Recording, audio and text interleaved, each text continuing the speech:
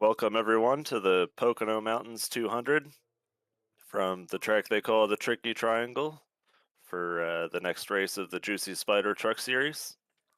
Jacob Adams joined by James Watson and our producer Jesse. We've got Tyler Fody at race control. We've got an 80-lap race, 2 stages, 20 laps, and then 40 laps to the end with 4 sets in the pits of tires.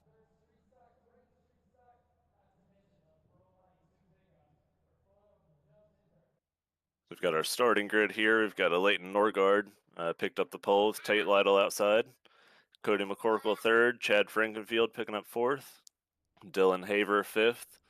Jeff Green starting sixth. Justin Wadsworth seventh. Joe Francis, Jess Story, Chris Wright round out the top 10. Then we've got Tom Bourne and Mathieu Weeks 11th and 12th. Starting 13th, Michael Hossack, Daniel Gore 14th. Brent Jones 15th. Harrison Talon 16th, Jonathan Cutlip, Richard Hearn, Caleb Pecumer, and Dustin Dewar round out the top 20. Then we've got Seth Rawls, Josh Adams, JP Phillips, and Gavin Higgins round out the top 24. Gerald Campbell 25th, Austin and Abnett 26th, Kendall Noah Player 27th, Andrew Hardcastle 28th, Chad Ashley 29th, Frank Fody round out the top 30. We got Kyle Hanshaw, Sam Boutwell, Connor Thompson, Tommy Ryan, Jaden Rasimas, and Neil Rutt rounding out the top 36.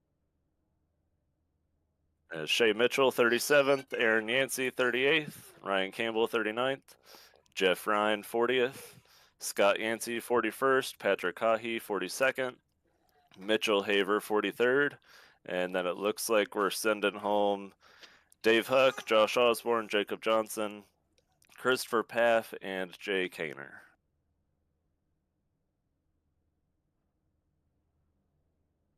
So, James, we've got 80 laps here at Pocono. What are you looking to see out of these truckers here? I'm looking to see it be one big pack for most of it until the tires really start to wear in. You know, these trucks, they do love to draft, and there's a lot of draft on offer here at Pocono. So I'm really curious to see how that's going to work. You know, even with the draft, the dirty air does wreak a lot of havoc on the handling. So trying to keep close to the trucks in front without losing that front end and trying to make moves here going into the tunnel turn and turn 3 where the dirty air is really at its worst. It's going to be interesting seeing all the guys try to move through the field with all that. Yeah, you mentioned all the air working around here. Had a lot of guys talking about side draft and drafting and the net code that comes along with that. So hopefully we don't see any cautions for net code or anything tonight.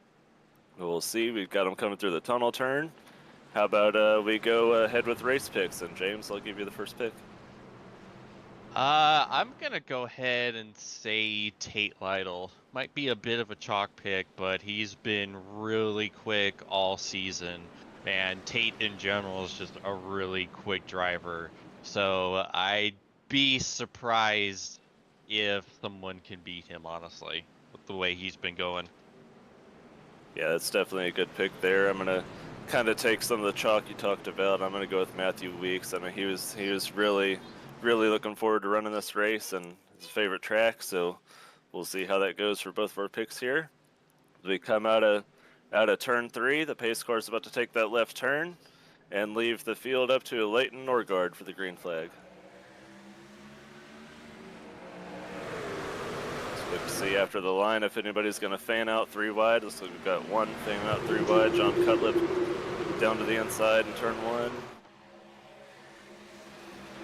Oh, man. So looking like 4 and 5 wide going down to turn 1, and then see how that works out. See a lot of 3 wide. Going 3 wide through turn 1 is one thing. It's a whole other thing trying to go 3 wide up here into the tunnel turn. Yeah, you really want to have it figured out by the time you get down to the tunnel turn, because it's probably the flattest corner we got. It's probably the most technical corner you got too. and you definitely don't want to be down there. You got that bump in the middle of the tunnel there, and you definitely don't want to be 3 wide through there. Yeah, typically if you haven't figured it out, the wall will figure it out for you. Yep, our pole sitter, Leighton Norgard, has fallen back here. Tate Lytle leads the first lap through. As Chad Frankenfield's going to look to his inside to take the lead down into turn 1. Now this is where the draft we were talking about is going to come into play. Does Jeff Green, he's trying to draft here as Tate Lytle. Let's catch up to these guys. And is Chad going to keep it double file through the tunnel? I bet he does. Yep. If there's anybody you can expect not to give an inch, it's definitely Chad. So we definitely knew he was going down into that tunnel double file. Yeah, I haven't been around the elite racing world as long, but even with as little time as I spent here, I already am well aware that Chad is not one to back down when he has an opportunity to make a pass. He's side by side pretty much the entire lap. Now, this is going to be interesting because in my experience in Pocono, we're already kind of starting to see it a little bit as, oh, Chad clears him. What a move. Power move. Yeah, that stacked up Tate there. Jeff Green almost got into his left quarter panel. But Chad's had an abysmal season in the other series here in Elite, so just getting up here and leading some laps and making that pass for the lead on one of the fastest guys we have has to be doing a lot for Chad's confidence here. And it's huge for him to pull that move off, too, because what I was alluding to earlier, it always seems like the middle lane is really the place to be at Pocono when you're making passes. And it's kind of feels that way for practically everything I've driven here, whether it's a truck, IndyCar, next gen, what have you. If you've got the outside going into turn 1, turn 3, and even at times turn 2, you can pull off the move pretty easy. So if you're trying to make a move on the bottom, if you don't pull that move off, you're getting freight train. If Chad wasn't able to clear Tate, he was going to go a long ways back, because look at this train of trucks.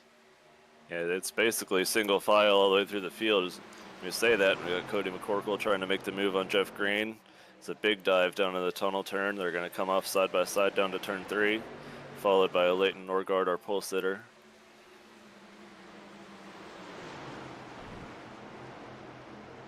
Yeah, it's always so nerve-wracking when you're having to get near the wall on these trucks. There's so much skew on these things that you really got to be conscientious of it.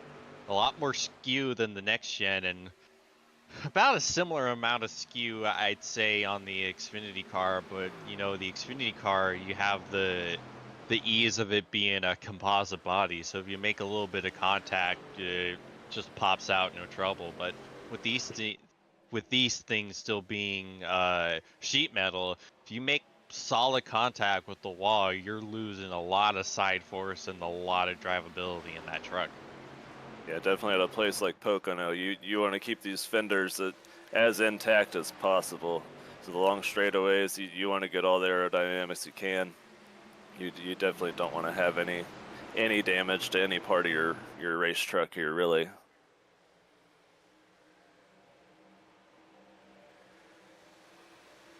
It's got Chad widening out the gap here.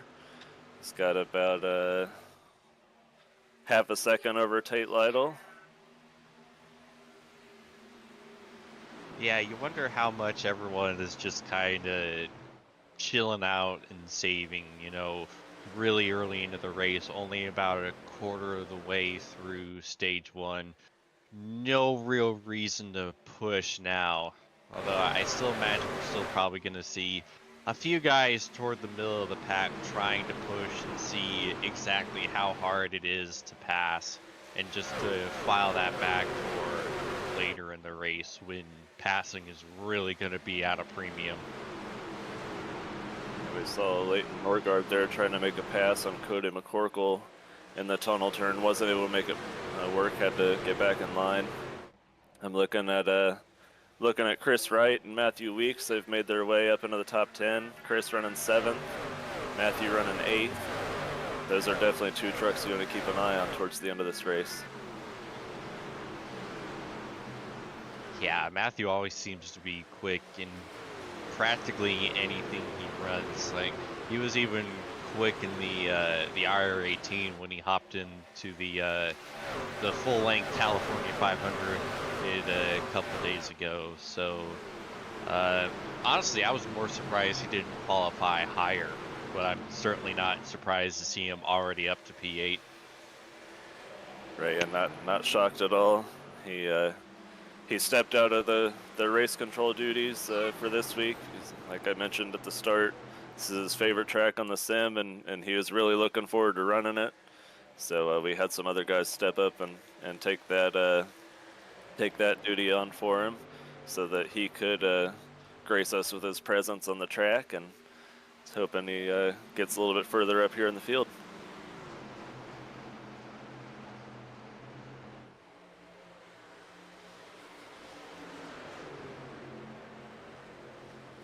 Just about had some contact back there, but back into the top 10. The side-by-side battle with Daniel Gore and Tom Bourne. Daniel Gore almost got up in the side of Dylan Haver. Yeah, Gore is someone I'm really keeping my eye on. I spent a lot of time racing Daniel in other leagues, and he's really a underrated talent. Like he just kind of came out of nowhere and was just putting up some crazy results. So I know he has the talent, and I'm really curious to see how he's going to stack up with a lot of these established elite guys. I think we really got to keep an eye on that 21 truck. Yeah, Elite is a place where I will say, Tom Bourne gets up on the wall. Not a whole lot of room was given to him on the exit there. But Elite is a place where there is a lot of talent. There's a lot of talented race car drivers out here.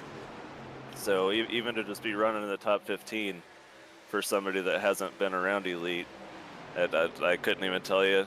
Never seen Daniel Gore before, but good to see some new names up here in the top 15. And it will be fun to see how the rest of his season shakes out if he does decide to join us the rest of the way.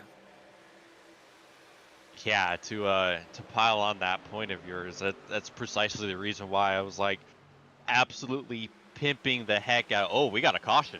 Got a yellow. I think I saw someone spun towards the back of the pack.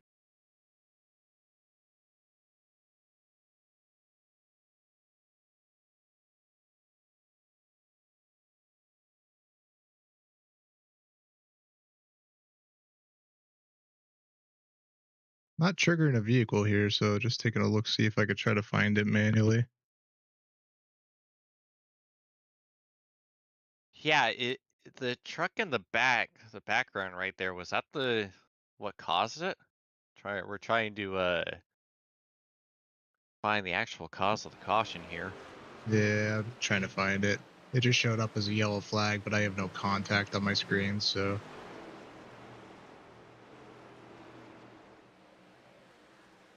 I think it might have been this maybe?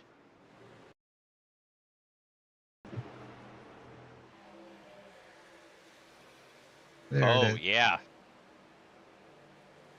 The 22 gets turned around. Contact with the 30. Yeah, looks like he checked up for the truck in front of him and just couldn't check up, and the 30 just couldn't check up in time and just made that contact exit turn 3. This is Connor Thompson here in the 30 we're riding along with. Oh, Just barely gets into Hardcastle there as he's spinning around. yeah, that's tough for Thompson. Like you could see he could barely see anything until it was basically too late. It's just one of those things. I tell you, he did a good job as soon as he got the contact with Hardcastle to clear that and not hit the pit barrels there. He's able to get back to the right just in time. Yeah, and the fact that the 22 was also able to back her down before spinning down pit lane and risk getting a black flag. So we've got a pit road open this time, and it looks like the field is all coming here. So one staying out, Chris Wright, not surprised by that. Chris is always Nope. trying to save a set of tires. I know Chris very well, and could have probably called that beforehand. Yeah, in 3 Elite Cup races live broadcast, I think he's done this exact strategy all 3 times. I'm not entirely sure on New Hampshire, but yeah, Indy and Michigan, he absolutely did. So Chris Wright always having to do the opposite, and we'll see if it's the right call. No, I will not apologize for that pun. I can tell you, Chris wasn't the only one to stay out. We've got Josh Adams, Dustin Dewar, Sam Boutwell, Patrick Hahe, and Josh Osborne, all still on the track here.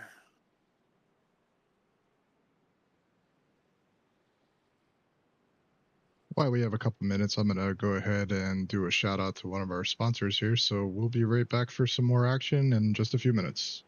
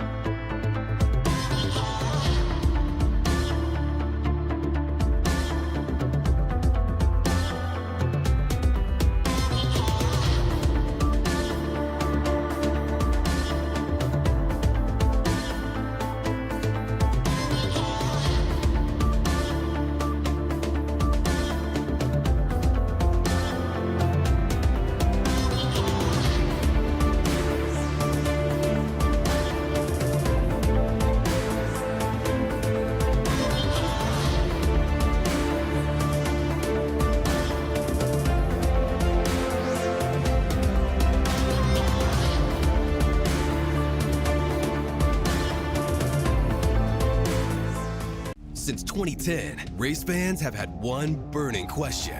When will the Xfinity Series return to Worldwide Technology Raceway? You asked, NASCAR delivered. On Saturday, September 6, 2025, the magic is back.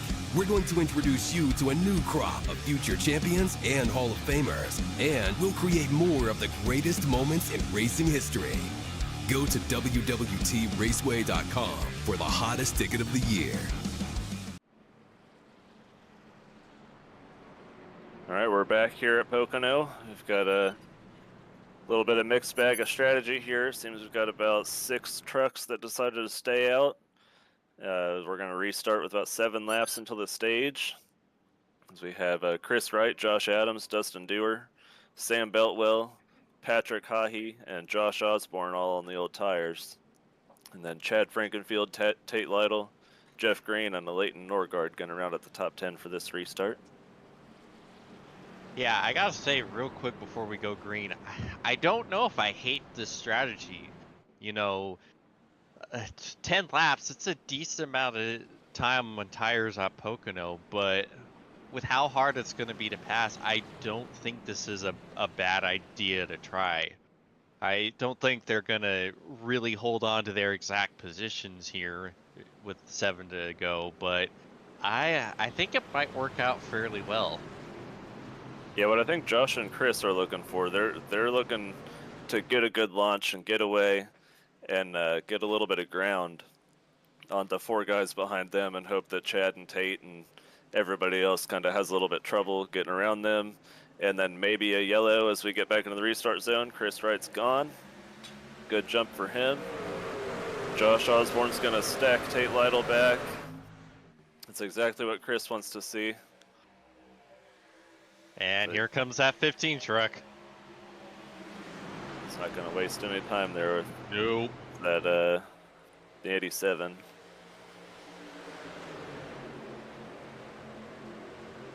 Oh, Josh Osborne contact, car on the outside wall. It's going to have a yellow here. It's exactly what Chris Wright wanted to see. He wanted to see a caution. and shorten up this stage here.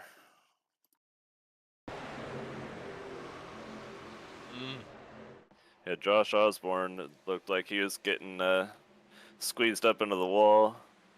We heard from Tyler Fody. Callie on the 07 of Josh Osborne just gets up into the wall. Contact with Cody McCorkle. Unfortunately, Cody McCorkle hard impact at the inside wall. That's probably going to be the end of his night, unfortunately. Yeah, it's really significant front end damage on that. Weird contact. It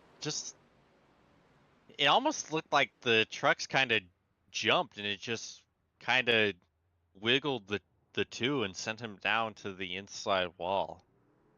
But yeah, that's a tough break for him. I know he was running up towards the top 10 before the caution came out, and yeah, how strange. Yeah, it was. It was unfortunate for McCorkle. So I don't know if he reacted a little bit to Jeff Green getting a little bit sideways in front of him. Yeah, just unfortunately, Josh Osborne got too close to the wall, got a little loose up there. It's an unfortunate ending for Cody's night. I don't think there were any other trucks involved there. Yeah, and I can't imagine that'll be the only time we see a incident that looks like that before the race is over. Because that's honestly just kind of Pocono, you know. Yep, good thing for the rest of the field. There's a lot of room down there on that runoff. They got rid of the grass down there for the most part. Just let that car kind of slide on the pavement and didn't do anything crazy in the grass. Elliott Sadler welcomes that change. Oh yeah, all soft walls down there. A couple trucks towards the back pit, but all of our key players that stayed out the first time around have stayed out again as they look for those stage points here, and we're going to restart with about 2 or 3 to go in this stage.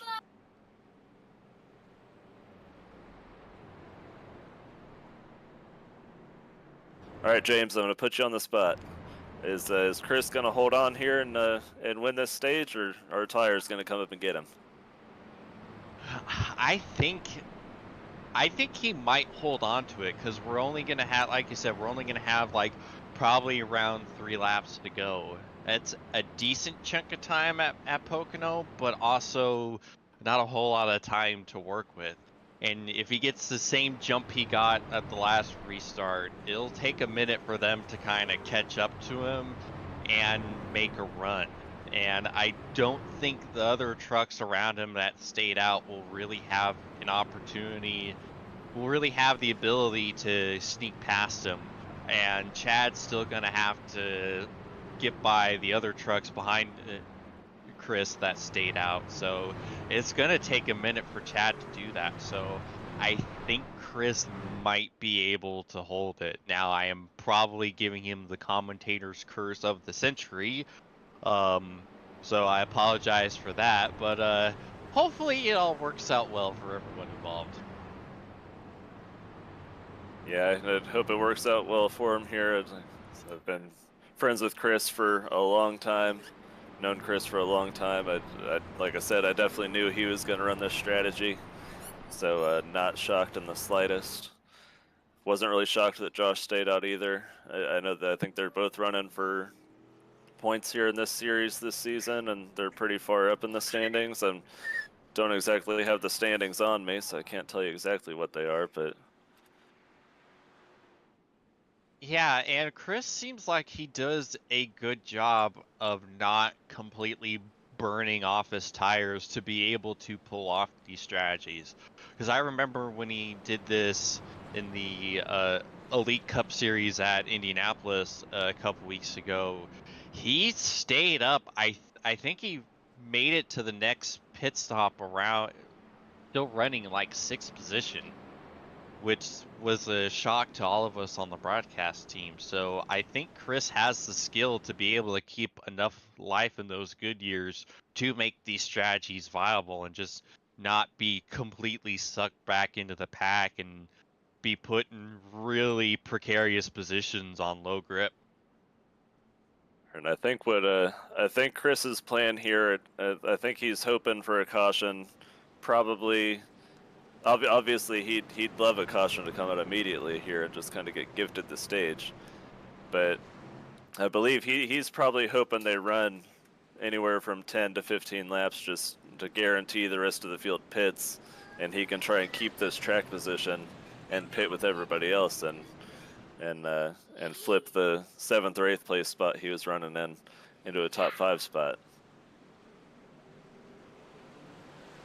Yeah, you know there's going to be a lot of aggression around 10th, 11th, 12th trying to get those last little bit of stage points. Yep, we talked about the stage lengths at the beginning. We've got the stage coming out of lap 20 here. We do not run cautions and elite for the stages unless it's a road course. We've got Chris, another good jump here. Dustin Dewar even with Josh. We've got Chad looking out on the inside here. Already a little argy-bargy back in the mid-pack. Yep, they're running 3-4 wide back there. Chris has gotten away so far. Dustin Dewar into second. Yeah, Adams, the 81, did not get that good of a jump there on the inside, and that really helped Chris out. Because that 15 truck behind him was just kind of stuck, so that takes some time that Chad has to try to. Oh, what a save by Dewar! Oh, and he pulls right back up in front of Chad. Yeah, if you're Chris Wright, you're kind of liking what you're seeing in your mirror right now. Yeah, I Two tell you, more James, laps. That truck was almost in JD's Hilltop Salvage. That was almost gone right there. Yeah, Chad's not really making the ground that we thought he may have. He's still in a side-by-side battle for 4th. I think Chris might just do it. It's a really aggressive move there by Chad. Inside of Dewar. Dewar contact, saves it. Oh. Wow. He's gotten away with it twice now. Yeah. Really aggressive move by the 15, but he knows he's got the tires and he knows he wants the stage points, and that was his opportunity to go and get the position on Chris. And right now being, oh, well, we've got the caution. Oh man. Oh no. Oh man. Got a lot of hard hits here. There's Gerald Campbell right in the middle of it. I think that black, white, and red truck, I think it's the 11, if my poor eyesight. Oh, Leighton Norgard is around, and that's what starts it. Oh, Tate Lytle involved. No, my pick.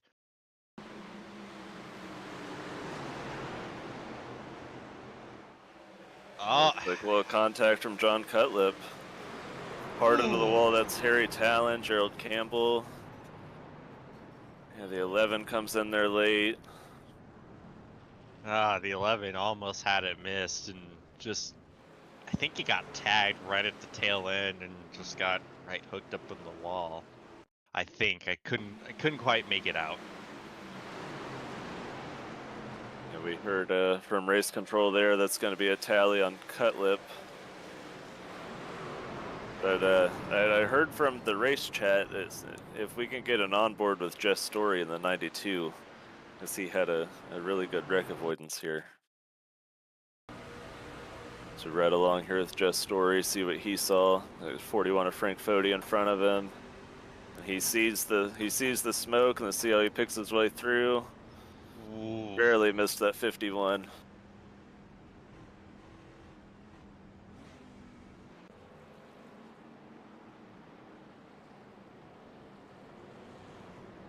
And Dustin Dewar goes from restarting in the top 5 right there out to 23rd. So you have Chris Wright coming onto pit road here.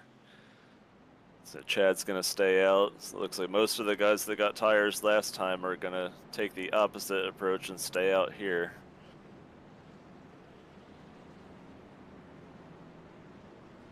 So now my question is, and this is my apologies for not quite knowing the rule, but so since they're just now coming and completing lap 20, does that count as the stage?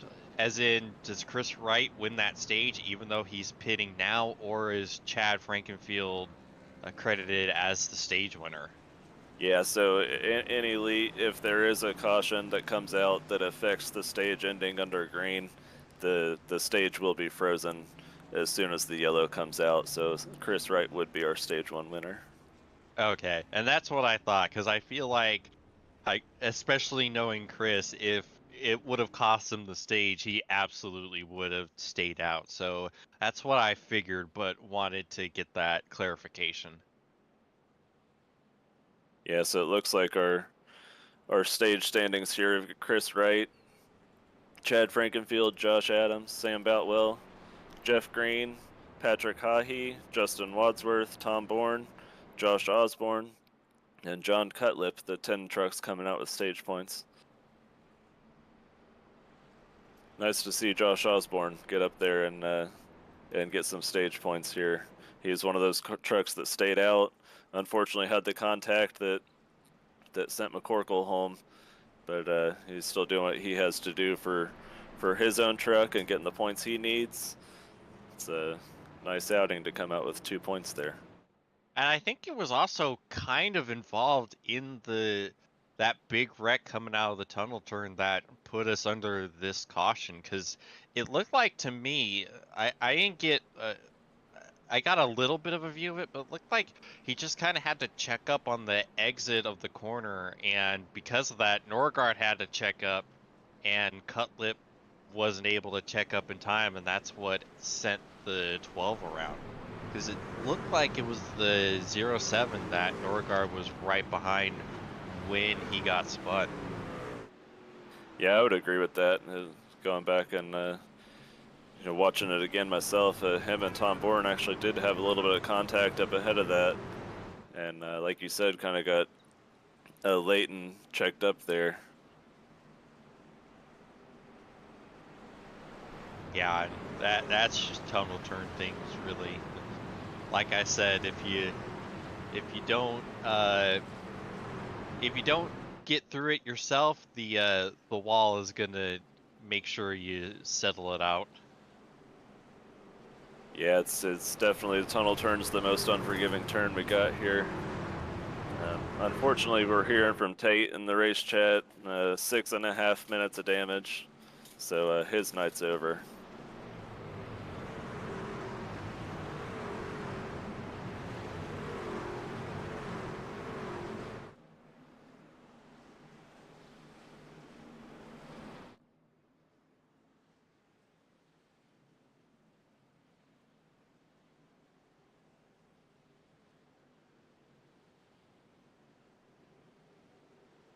So now we're gonna go back green with 18 laps, with an 18-lap stage 2. We'll conclude at lap 40. And we have Chad Frankenfield, our leader. He's restarting on the outside with Jeff Green on the front row.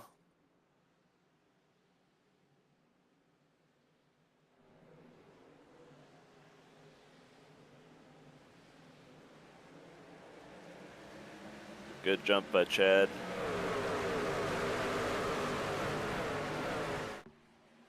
Nobody's really fanning out yet.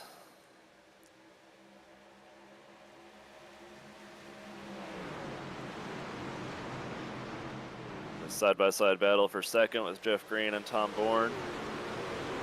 But Tom Bourne's going to come out of that one. Jeff Green's going to slot in line in third place.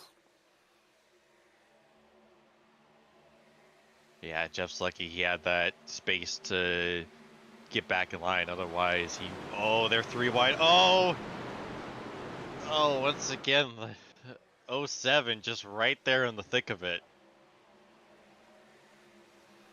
Yeah, he's definitely getting his fair share of contact and just trucks being all over the place around him. He's in the middle of 3 wide coming off turn 3.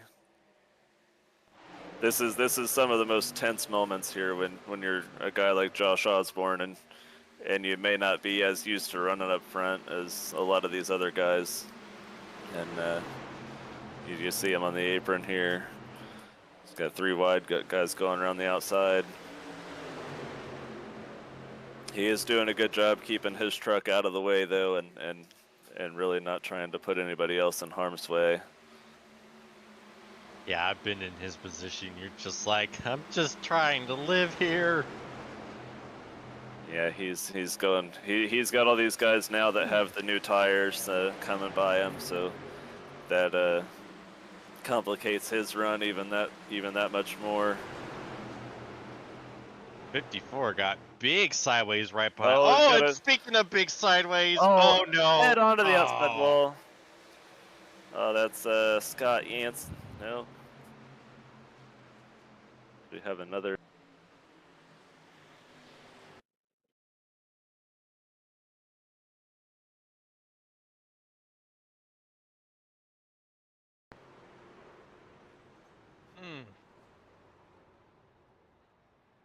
Man, those are some hard hits.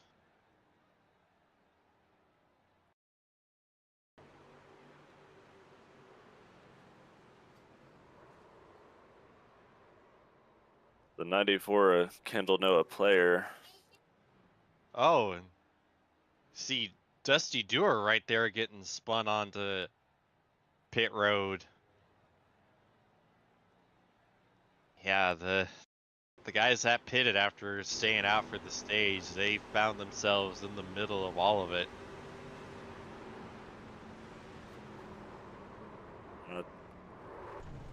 Dusty gets into his teammate, Dave Huck.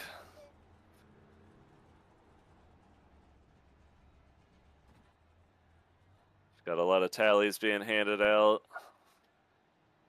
They had a mess on the front straightaway exit into turn 3 there.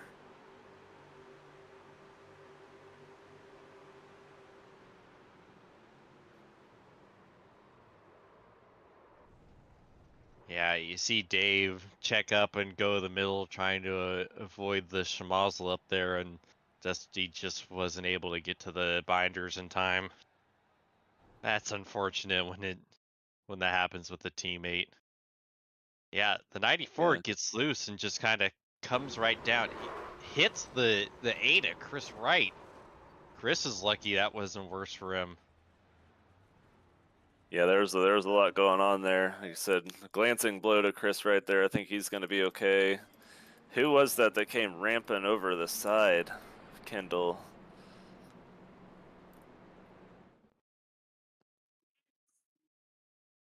The 36 of Shea Mitchell.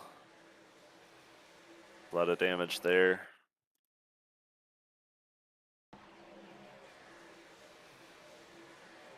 Oh, yeah. Wrong place at the wrong time. Yeah, that's never fun when your truck leaves the ground like that, especially after hard contact.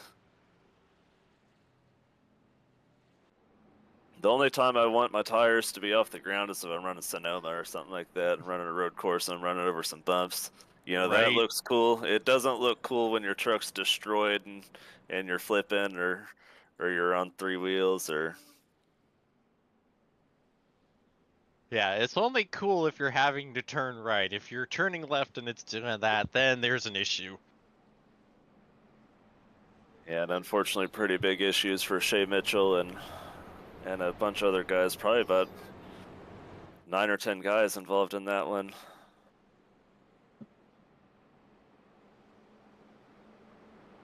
Chad Frankenfield continues to lead.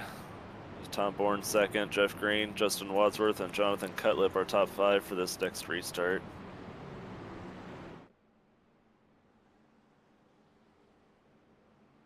It's like track temp is starting to cool down here. I know earlier in the session it was, during practice, it was like right around the 112 range. Now we're down to 103. So that's definitely gonna come into play here as we reach the latter stages of the race, and you have a lot more grip to work with, which means the sends will be even greater.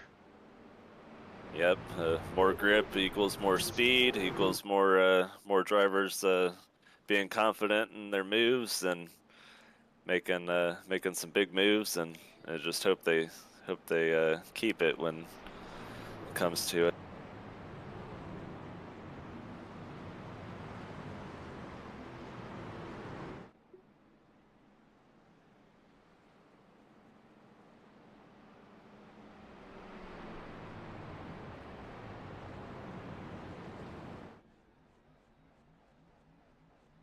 Going back through here to our guys that pitted.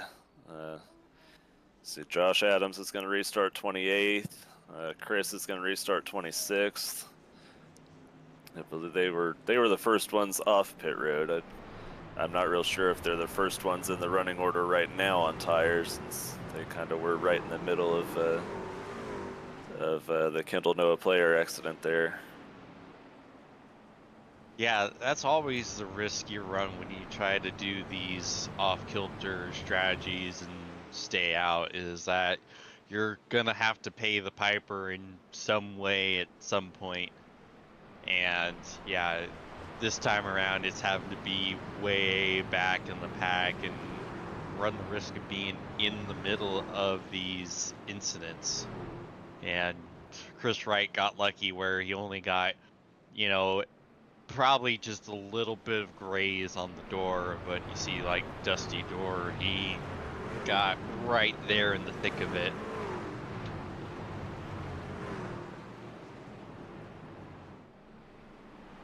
Yeah, and we were talking about Dustin Dewar. His truck was almost gone a couple times the lap or two before that caution, and then he kind of got shipped to the back right in the middle of all that. He had a pretty eventful 2 laps before that caution, and then he's gonna sit back there in the back and collect his thoughts, and hopefully we see Dusty back towards the front pretty soon.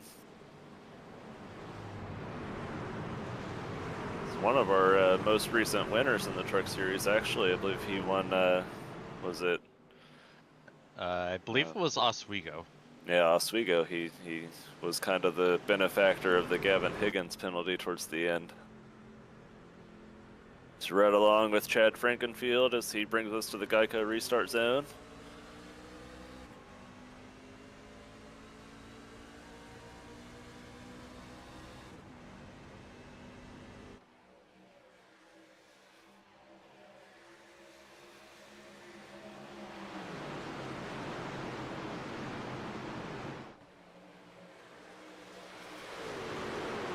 Chad gets the jump.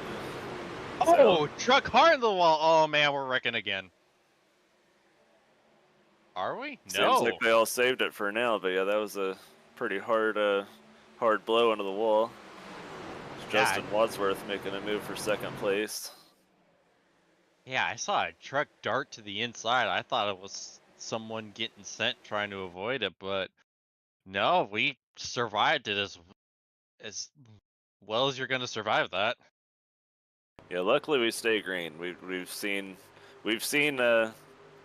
Chris and we broadcast the races on Monday in the Grand National Series.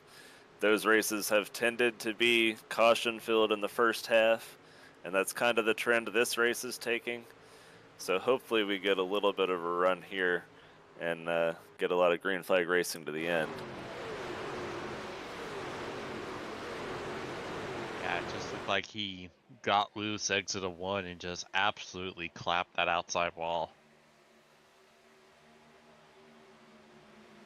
Yeah, like we talked about earlier, you want your fenders straight, so that's definitely not going to be. So Wadsworth was in the wall a little bit there off the tunnel.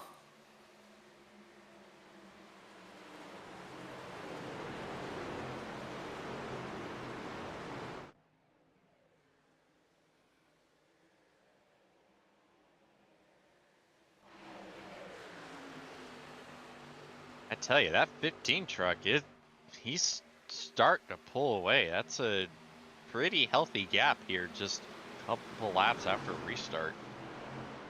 Yeah, Chad's meaning business tonight. He's looking pretty good, pretty fast out there.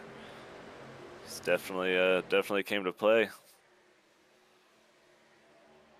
So we talked about Mathieu Weeks earlier.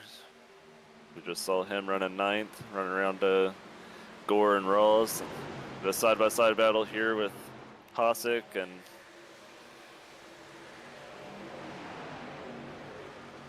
the 92 Adjust Story.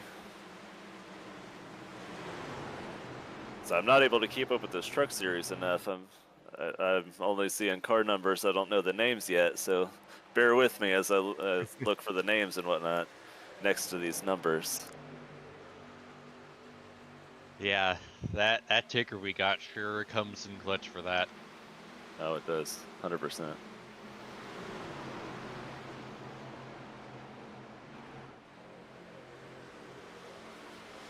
As these guys continue to battle just outside the top 10. We see Chris Wright with his tires. He's making the move left of Jess Story going to the tunnel. He's going to hang right there and try and make the pass. Jess is going to swing way out wide. I don't know if you just let him go. If he did, it's probably a smart move. Knows Chris has a little bit fresher tires. Doesn't really need to fight that at this point in the race. Yeah, and it's especially more necessary at a track like this. You know, every time you battle, you always run the risk of slowing everyone down, yourself, and we got a truck spun off of turn 3. There's a big plume of smoke. Saw someone doing burnouts trying to get back going again. As we try and find that, Chris put another one down. It says Gerald Campbell. Luckily, there's no other trucks around, so nothing to trigger a caution. Gonna ride along here so you just get too low, maybe get down on that rumble strip and just lose the nose. Yep.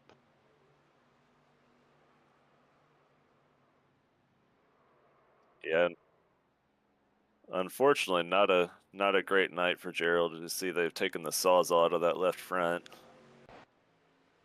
Yeah, our producer said there might have been some, and I think I agree, because I swore I saw a truck like fully turned around, like saw the tailgate when we were on that shot facing back from turn 1 down to turn 3. Yeah. Oh, it's a 2-truck incident.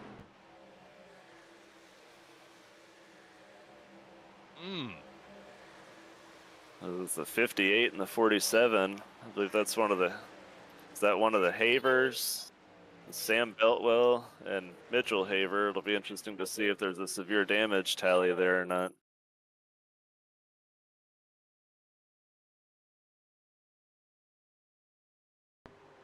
Yeah. That red truck right in front, is that the 3? Yeah. They just, everyone kind of carries a little too much speed off of the corner, and they all meet at the wall. Yeah. Yeah, of all the meeting spots around Pocono here, the wall is not one of the best ones. So, yeah, that wasn't a very good meeting they just had right there.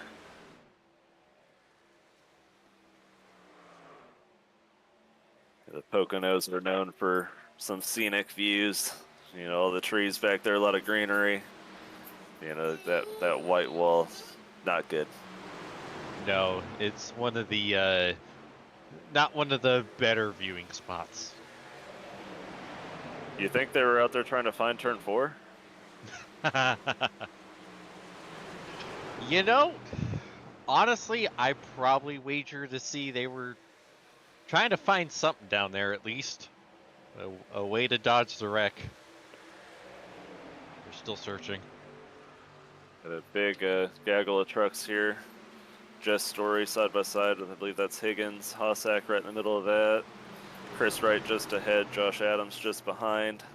So we know those two trucks were on the front row and finished first and I believe second in our first stage, first and third. So they try and make their way back towards the front. Yeah, Chris Wright, he's got past that kind of second pack right there and trying to drive himself back up to more the lead draft. That's another issue you always run into. What I was trying to allude to earlier is that when you're in the midfield on back, you have to be careful about how much you battle, because if you battle too much, you slow not only you and the other. Uh-oh, we got a caution. Oh, Big here. We've got multiple trucks back there.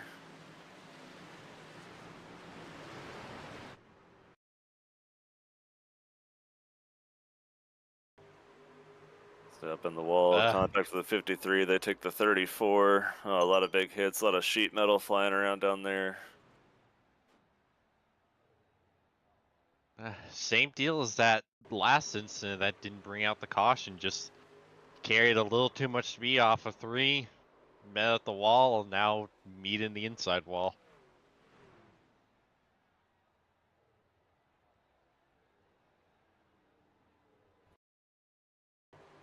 Yeah, so we ride along here with the 17 of Jacob Johnson. Got a little too high, had to check up. Unfortunately, there was just a couple guys there ready to, unfortunately, make some contact and send 3 trucks down to the inside wall. Yeah, and you see that happen so much. It's so hard to really anticipate, right, when you're when you're exiting the corner and trying to figure out if the truck you're right behind is going to hit the wall. You never can tell sometimes. And like, even if you can't always do anything about it, especially, you know, turn 3, you're carrying so much speed and the truck is just sliding up. Even if you see, you're like, oh man, he's going to hit the wall. Because of the speed and the arc you're carrying, you can't move your truck. You can't do anything about it. And sometimes you just follow right in. You know it's happening, and you can't really do anything to protect yourself. Yeah, just an unfortunate accordion behind the 17 there. We do have a word from race control. That is going to be our conclusion to stage 2. So I have Chad Frankenfield, the winner of stage 2, picked up a second back in stage 1. Now a stage win here for the 15.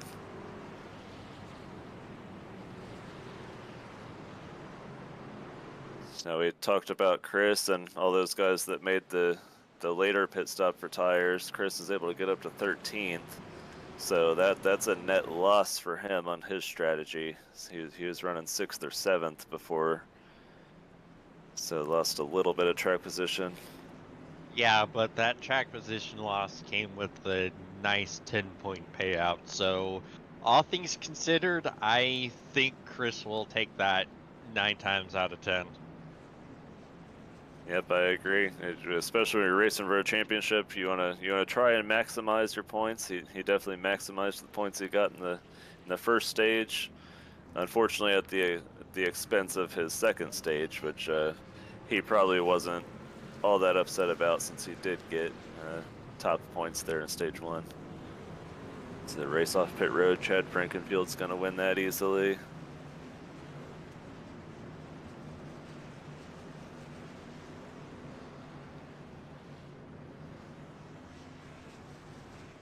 Seeing on our ticker, Josh Osborne stayed out. So I would kind of hope that he's planning on pitting the second time around. Yeah, otherwise he is going to be all by himself on that strategy. It works a little better when you have kind of people in the same boat. You know, you can almost kind of work to keep all parties up towards the front, but when you're just by yourself on a strategy like this, you're just sitting duck. And because of the fact that everyone else is going to have a much bigger tire advantage, it's also just kind of, at times it could be dangerous. I don't think it would be that big of an issue here with the talent level we have, but it is risky from a safety standpoint.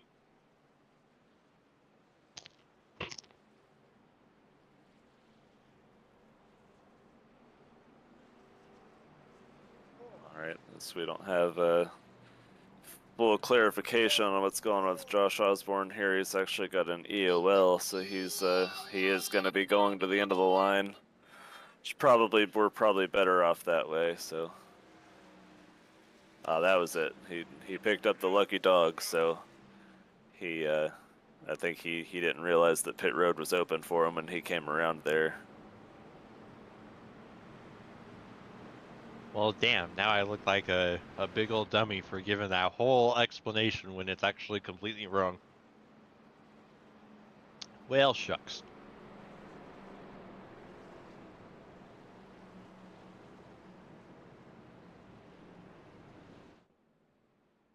So we're going to set up for the final run to the finish here, 40 laps to the end.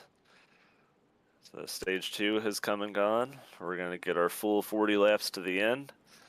So Chad Frankenfield restarting first on the outside. He's going to have Tom Bourne to his left. And then Chris Wright is actually going to be third. Two-tire strategy there for, well, we do have a two-tire strategy for most of these guys.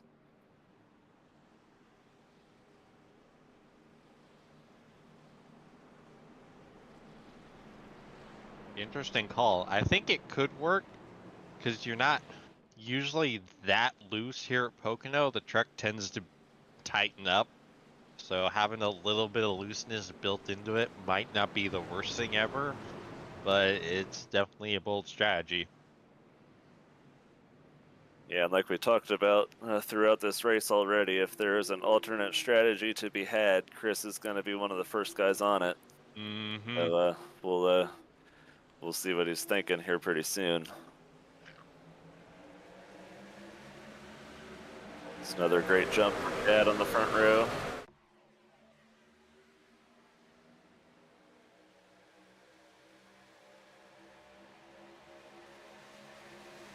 It's a pretty orderly run down to turn 1. Side by side for second with Tom Bourne and Jeff Green.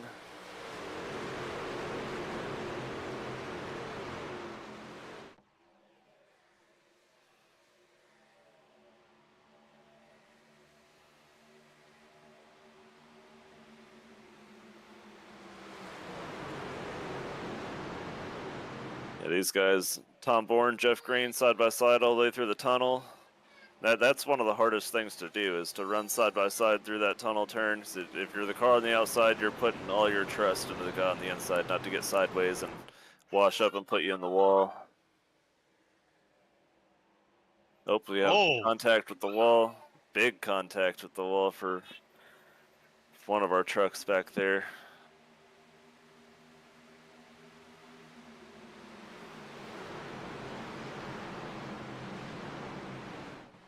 And it's always big when you see these trucks coming off the corner there. They're all missing the wall, and then it's like one thing's not like the other, and you got one pancaking the wall pretty hard. Yeah, and then the panic starts to set in, especially if you're anywhere near the truck that hit the wall.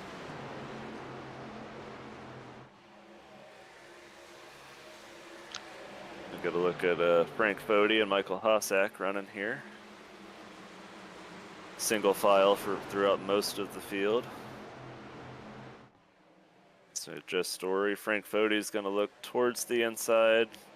Jess is actually going to get in the wall and stack these guys up. Big run by Hossack down the front straightaway.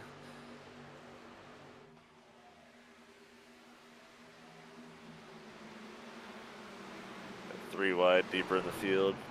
Dustin Dewar in the middle there.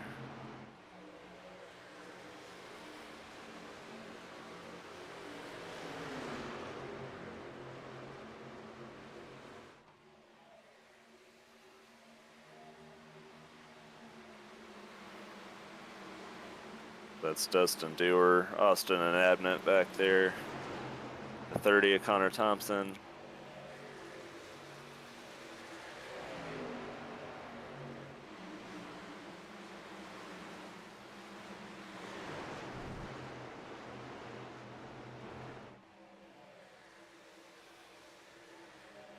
And Abnett trying to make the pass on the 89 of Brent Jones. He's not going to be able to make it happen. Brent Jones is going to hold on to that spot for now.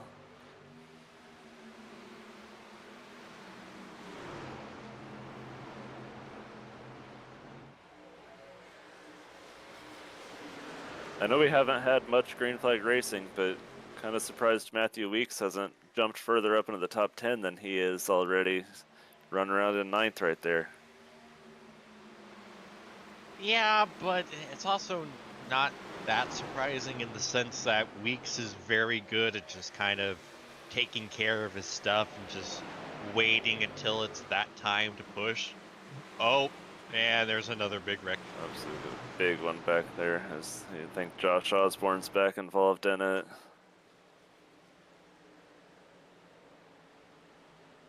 So Connor Thompson was involved.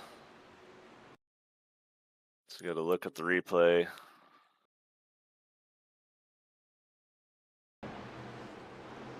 Oh. The 87.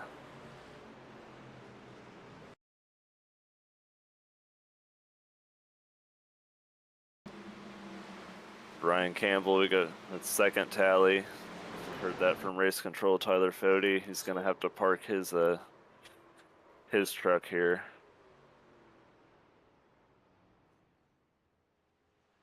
Man, we had a couple near misses. The 36 just avoided being the innocent bystander in a second incident. I think the 54 Scott Yancey also just barely missed being involved in this too.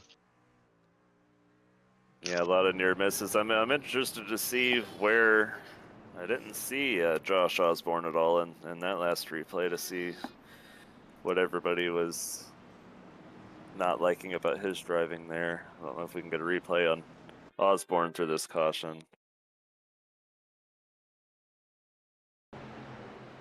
Yeah, just running Connor Thompson's height through the tunnel turn. I didn't really see much wrong there. Just hard, close racing.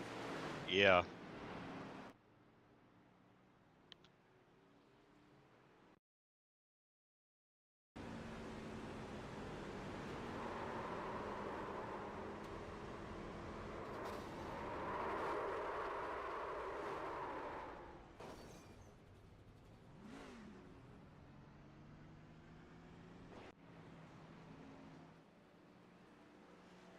While we have a couple minutes in this caution break, let's take a couple shout outs to a couple of our sponsors, and then we'll return in a couple minutes.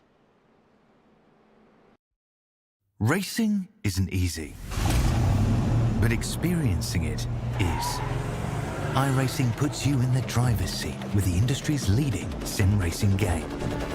Drive on laser scan replicas of the greatest racing circuits from around the world.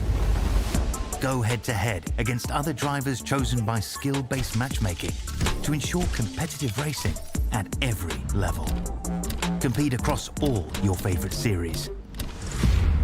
In officially licensed cars, engineered to deliver the most accurate driving experience possible.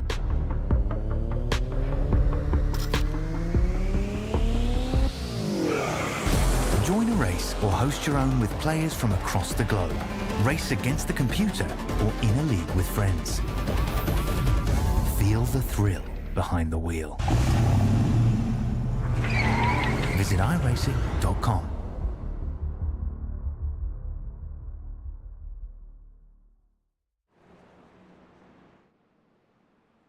All right, so we're back at Pocono from our ad break there.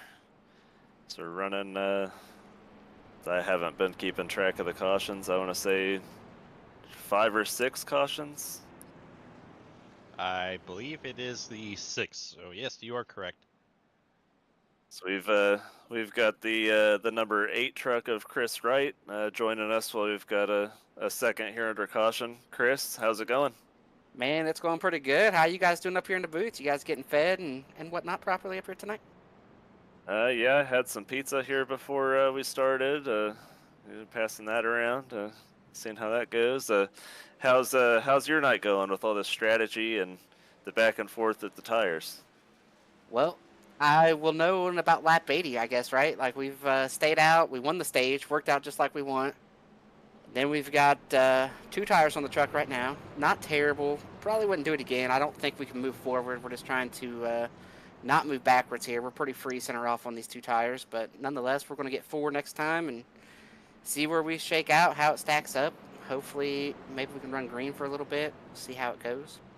Yeah, we figured we saw you we knew you were going to be the first one to stay out and save that set of tires, so you didn't surprise us there, even though you might have thought you were. But that wasn't shocking. You picked up the stage win like you talked about, and then since you picked up that first stage win, we take it you weren't really worried about the second stage and running towards the back end of the top 15 there.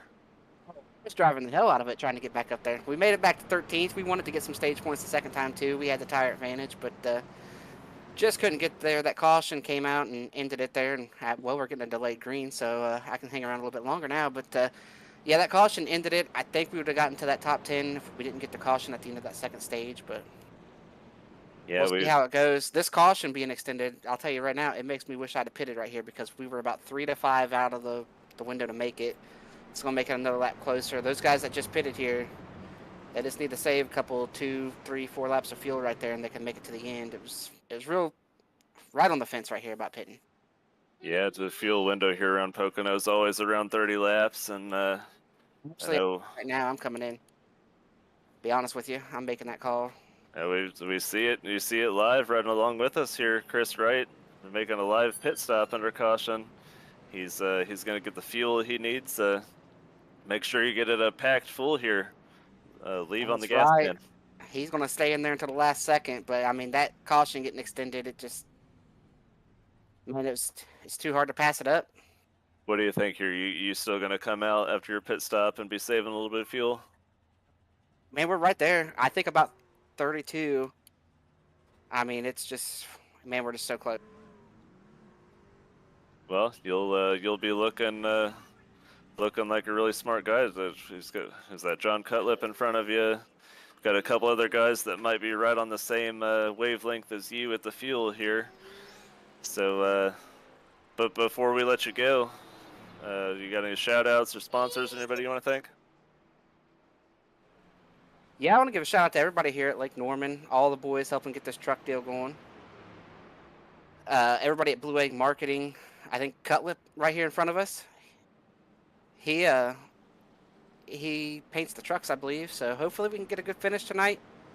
I mean, man, that caution getting extended, like you said, right there on the fly, just couldn't pass it up. Could not. I think, we get another caution in a lap or two, we'll be able to flip this stage. So, or flip this race stage. We're done stage racing. It's all about the checkered. Yeah, hopefully this goes the trend like you and I see on Mondays. We had a caution-filled first half. Hopefully you get a good green run to the end and see this fuel strategy play out. Well, Chris, it's always fun talking to you. We'll let you get back going here. All right, thanks, guys. Good luck. That's Chris Wright, the driver of the number 8 Blue Egg Marketing truck. You all saw it live. Played out right in front of us there. The last second fuel strategy by Chris, and we'll see if it works out. So another great jump by Chad Frankenfield on this restart. Oh, it looked like we might have had a lane change back in the back of the field there. So I think Jess Story popped out just a little bit too early.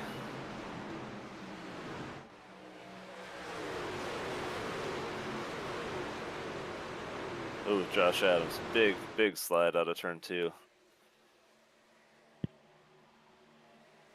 Did a good job hanging on to it, though. Oh, yeah, we got a spinner.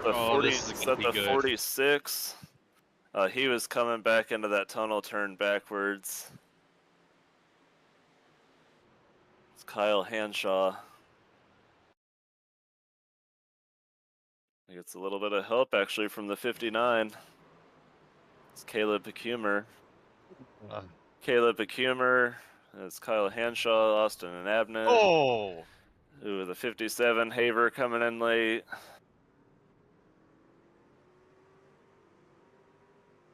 Yeah, I think that was Justin Wadsworth there. That big hit right at the end. His truck was already damaged from his incident in turn 1. Yeah, Hanshaw almost had a blow over there going into the tunnel turn. Luckily that came back down.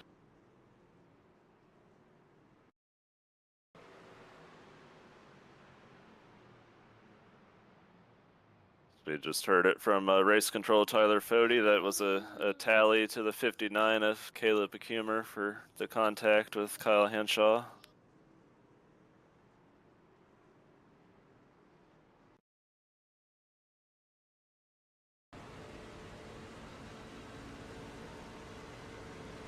Right on board with Cody McCorkle.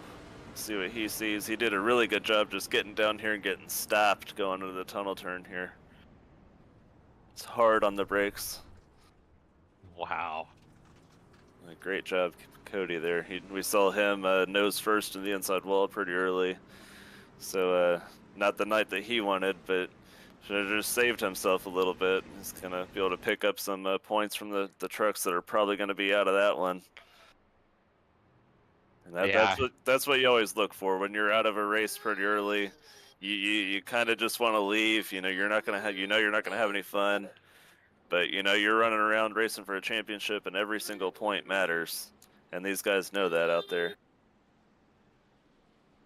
Yeah, and like, championships aren't won on the days where you go out and dominate and just get all the points you can.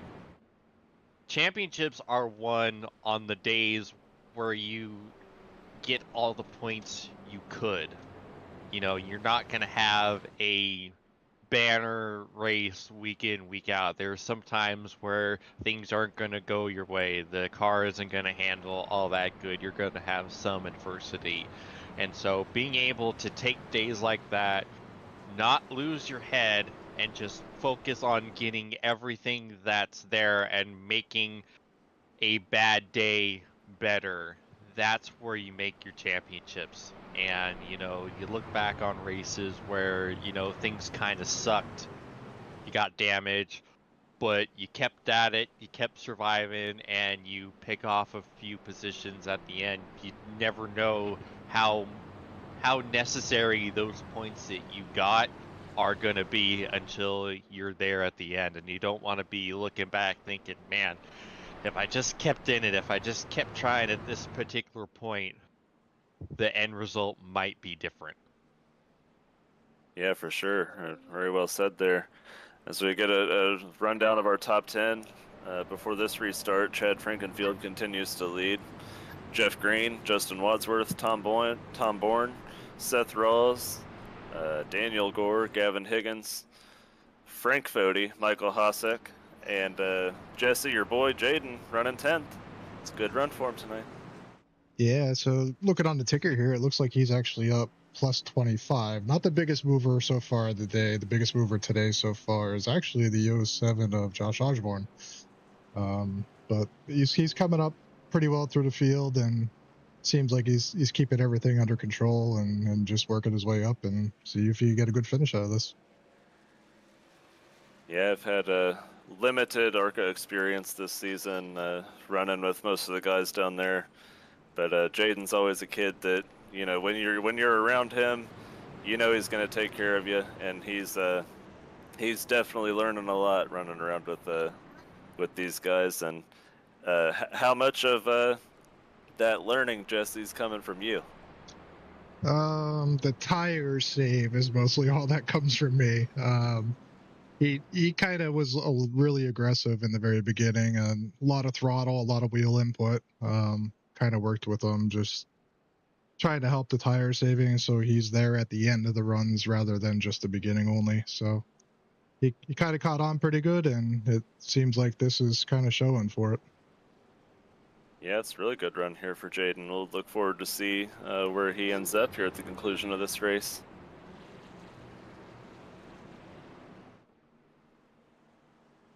We see if this continues the way it's been. Chad's going to get the jump and take off, and Jeff Green's going to end up in a battle with probably Tom Bourne.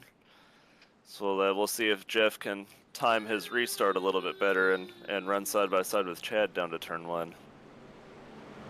Yeah, Chad's been money on all of these restarts. He's just able to, use that advantage of being the truck that restarts it, and just, no one can touch him going off into turn 1. Yeah, they've got a pretty long restart zone here too, so and he's able to go anywhere in between that restart zone, and you can kind of, when they're that big, you can catch guys sleeping and go at different times if you're restarting on the front row with the same Oh guy. no! Oh, I think Tate that's Lytle on the 56. inside Oh, wall. they're still wrecking. Gerald Campbell.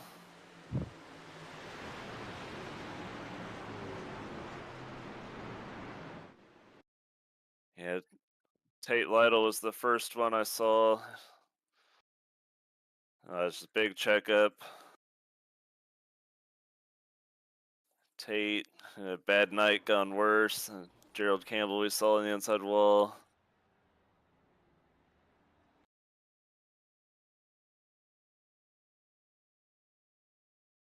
Looks like that. Is that the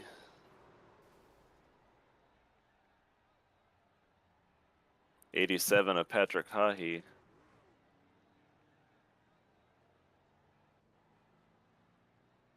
So I don't know if he missed a shift, if he just took off slow and they weren't expecting it. Oh nope, it actually, Yeah. it's up ahead of him.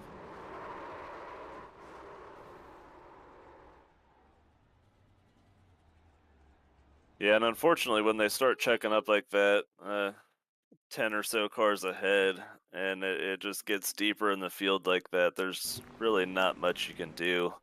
It just always seems to get worse the further that stack up gets back.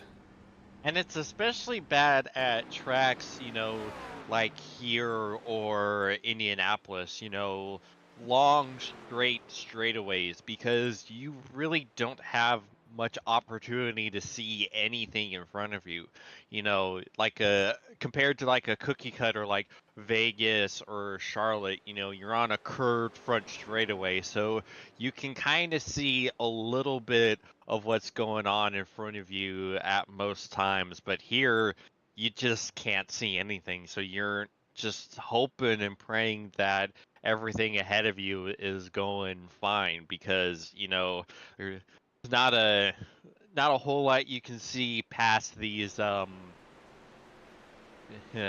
risk of going full Dale Jr. talking about the spoilers of these trucks. You can't see a whole lot, so you know, you tend to see stack ups like this happen a lot more at Pocono and IMS because of that. Right, and unfortunately, you know, like we mentioned, as further back as it goes, it gets harder to check up, and Tate Lytle's a perfect example of that. He has taken his 56 Days Gone By truck and packed it in the hauler, and he is heading home. Gerald Campbell as well. Yeah, I knew the moment I picked him to be the race winner, I figured that was probably going to be the ultimate outcome for him. The people I picked don't tend to survive well. Yeah, so far my broadcasting career, I'm yet to pick a winner, so you know I'm right there with you. Matthew's still out here running, but he's not in the top 10. It just seems like anytime I pick somebody, I put that announcer's jinx on him. There we see Matthews run 17th. That's another thing. He's running a Chevrolet, so maybe he just got some bad equipment. We normally see him in the Toyota. So, you know, Chevrolet came over, they're like, oh yeah, we want to see you in our truck, but, you know, you need to be in that Toyota. Yeah, I would have probably been much better off in a Toyota or a Ford.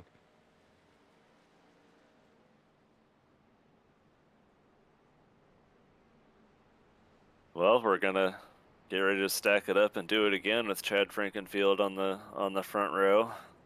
So we got one to go coming by that time. Pace car shut its lights off. Again, Chad's going to take the outside, and he's going to have Tom Bourne to his left shoulder this time.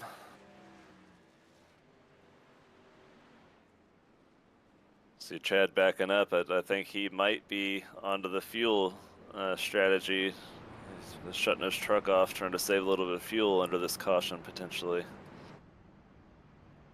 Speaking of the fuel, this we saw Chris go and pack it full. These caution laps are good for him. I don't believe he has brought it back down pit road. There's been several drivers that have pitted and are, I believe, trying to get on the right side of that fuel that Chris is passing. Yeah, I'm fascinated on how that's gonna work out, especially with all these caution laps. Yeah, I think for now, I think we're getting, as we said, something happened here Oh, under caution with Dustin Dewar.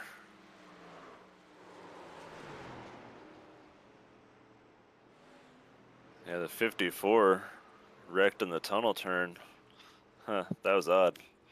Scott yeah, Yancey. that is.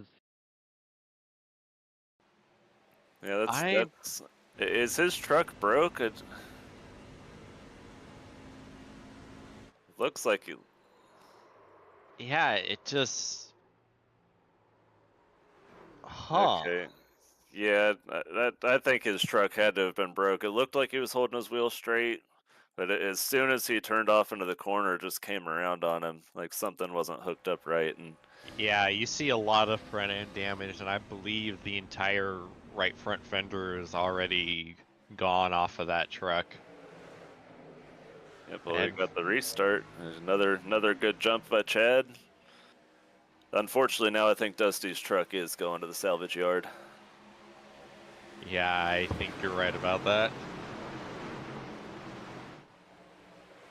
I'll tell you, I don't think Chad got nearly as good of a jump as he had been getting. It looked like they were able to um, keep pace with them a lot better. Yeah, and Justin Wadsworth has come out of the other side of that into second place.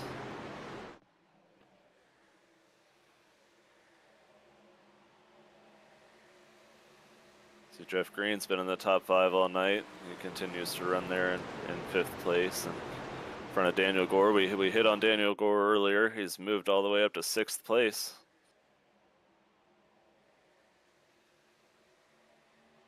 Yeah, this is kind of the quintessential Daniel Gore race from what I've seen. You know, just he kind of lurks there. And as the race goes on, he just kind of slowly but surely moves himself up the running order.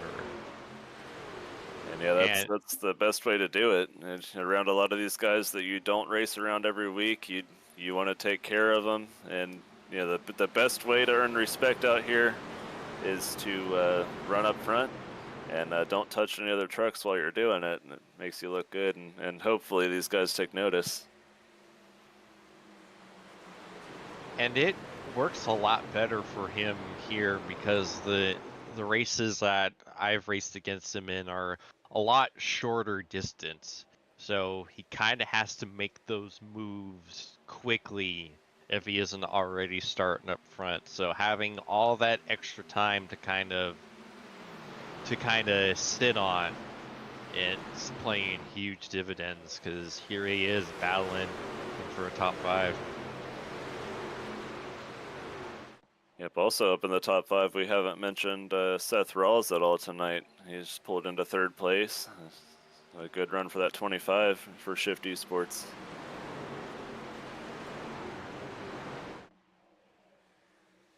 Yeah, it's good to see Seth running up here, the big daddy of Shift Esports, having a real good run.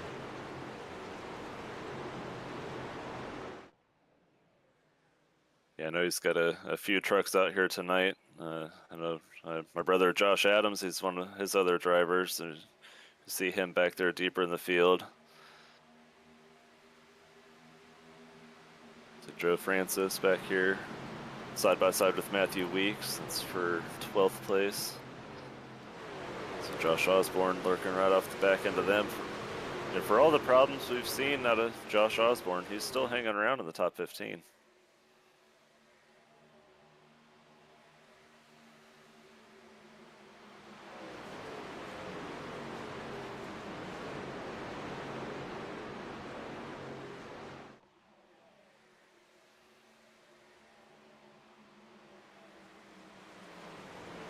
That's the 2 of Cody McCorkle coming back up here towards the top 10. Yeah, we saw that 2 truck get some significant damage early on in the race, And for all the talk of keeping in it, this is an incredible comeback run. Yeah, we were ready to write him off earlier. He's pretty close to the top 15 here. He's pulling up on is that Jess Story and Josh Osborne? That'll 16th and 15th right there. So he's looking to get right in that battle.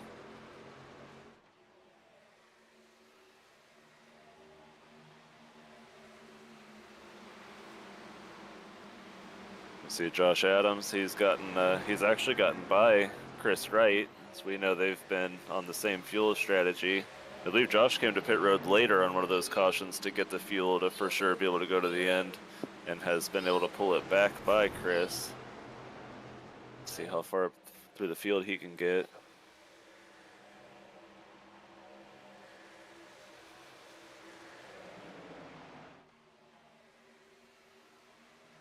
We see Josh driving the Juicy Spider colors, our series sponsor, Juicy Spider, here for the Truck Series.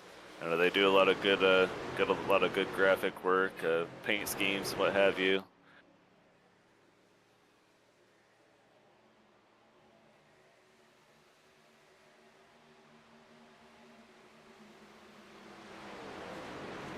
Jonathan Cutliff making a move on the 22 Hardcastle. It's going to be 13th right there for John. A kind of quiet night for John. Kind of expect normally to see him up running the top 5. With a mixed bag of strategies. It's kind of put a lot of guys in a lot of odd positions tonight. And I think John's one of them. Yeah, because I'm accustomed to Cutliff being right there up in the top 5 in the Wednesday night broadcast for the Cup Series.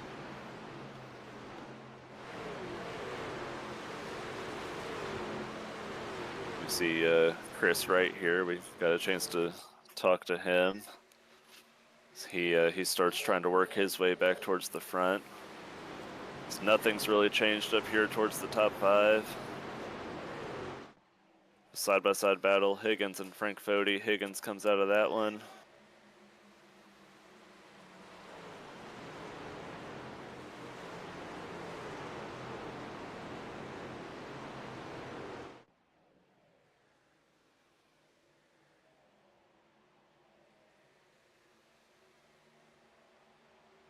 So we've got 17 laps to go this time, as everybody's single filed out.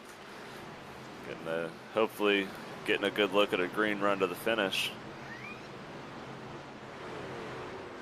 Yeah, I can't imagine we're going to see a whole lot of aggression deeper in the pack right now, because if you're, especially if you're one of the ones that pitted recently, like a Chris Wright, you're going to be just saving fuel and riding, trying to stretch it, and you don't want to jeopardize it because you might have made the race-winning move on that strategy, and you're just hoping for the trucks up front to really burn off what little fuel they have in comparison. Yeah, speaking of the fuel, I heard a lap or two ago Chad come over to the race chat and ask them to have one more caution. So I'm wondering if he's trying to, tell these guys, hey, I don't have the fuel, and you guys need to help me out with the caution. Yeah, he's looking at that fuel black box and getting antsy here. Yeah, it's not often that you hear the leader want a caution getting down towards the inside 20 laps to go, but that tells me that he knows he does not have the fuel to get to the end, and he's wanting the aid of a yellow to come down and see his pit crew. Yeah, he's got fuel barreling down on him and the 6 of Wadsworth. And I think I got him mixed up with the 57 earlier in the race on one of the big wrecks, so that's apologies from me on that one.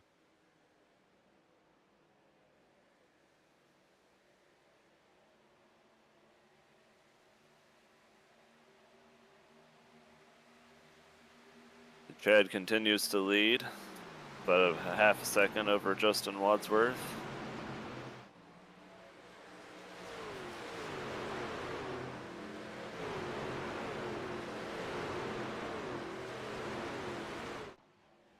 Not exactly sure who our first car is that has the fuel that they know can make it. I know I saw John Cutlip on pit road, one of these most recent cautions. So I feel like he's pretty safe on fuel. Josh Adams and Chris Wright not too far behind.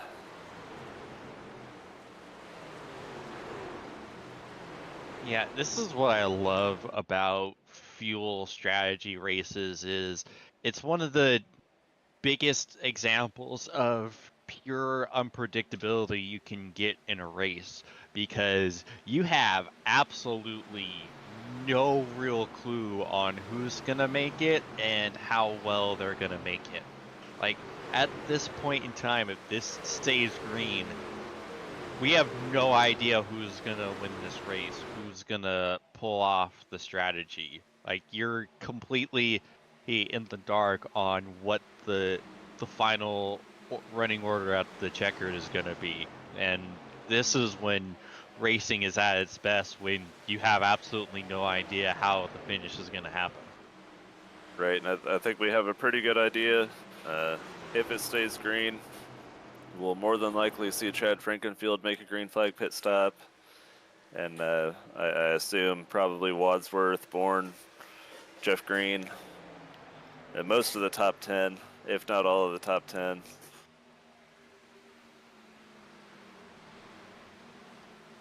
But you never know who in the back end of the top 10 might be saving the fuel. We have seen Jaden fall out of the top 10, and he might be saving some fuel there. Maybe he's pretty close to his number. He was running 8th or 9th. And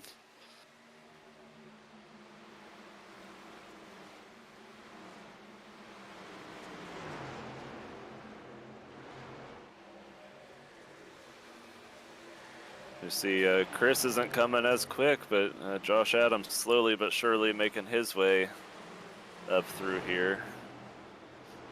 This is just the back end of the top 10. I believe he's running about 13th.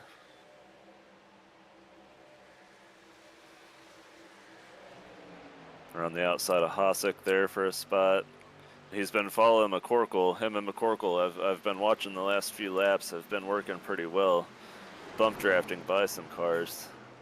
And they're making some ground up that way. Yeah, it just looks like Wright just took a little longer trying to get through the traffic, and now he's trying to just run them down and catch back up. Like what I was trying to mention the last time when it got interrupted with a yellow, before trying to talk about it before that time and it was interrupted by an incident. Hopefully I can get through this without another incident happening. But when you're at a draft track, it's difficult when you're in the mid-pack because if you try to fight with someone else, you run the risk of slowing down everyone around you because of how much speed you're losing being side by side and fighting. So it's always risky when you're having to do strategies that require you having to be in the back of the pack or mid-pack and catch back up, because more often than not you're going to run into just losing the draft trying to fight back up, or others fighting around you losing that draft to the cars that are around you. And this is what Chris is having to deal with right now, and that's what he's also had to deal with a few times earlier in the race. But hey, Yeah. I got through the explanation without an incident. Let's go. Oh, we've got saw the back end of our camera shot there. Frank Fody's making a green flag pit stop, so he knew he didn't have the fuel. See another truck coming down at the back end there. The good thing about this pit stop here is for these guys, they know that they can make that pit stop without going a lap down. So they're not putting their race in jeopardy by making a green flag pit stop. And now they're just hoping more guys have to pit and they can jump them with the short pitting a little bit. Yeah, I gotta say, it's probably just such a gut-wrenching feeling in that 15 truck, knowing you've you've been the class of the field all night long, and just knowing that you might not be getting the finish that you think you should be, just because of how the race is played out, and just not catching the breaks you've needed. As we see on the screen here, the gap back to Wadsworth, the lap times here between the two drivers.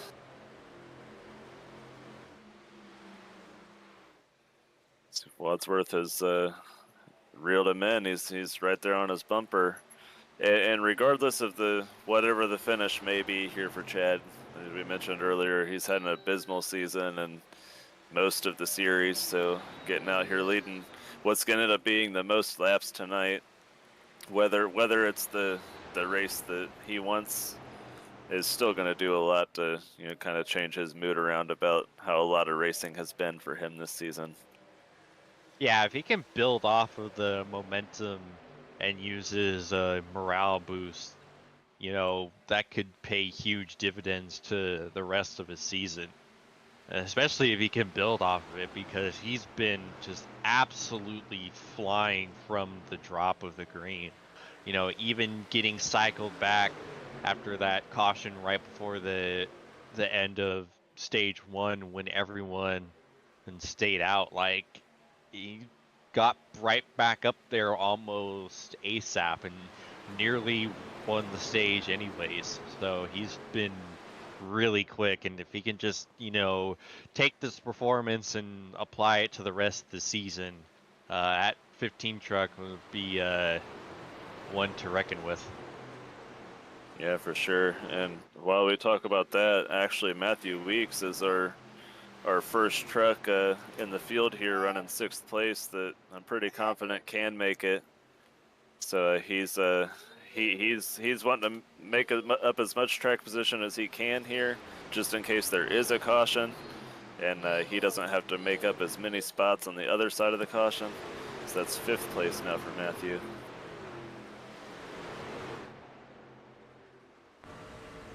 Oh, big block by Chad. Tried to not let Wadsworth get to the inside, but Wadsworth is going to be inside, side by side in the tunnel turn. So right on board, new leader, Justin Wadsworth. He's going to bring Seth Rawls right around with him.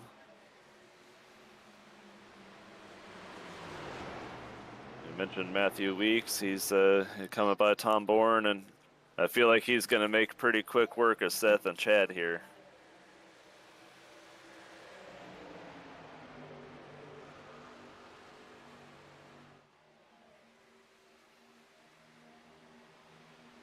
Six laps to go. We're not sure how far Chad and Justin and Seth, Tom Bourne can go. So eventually we're going to see a green flag pit stop for those guys.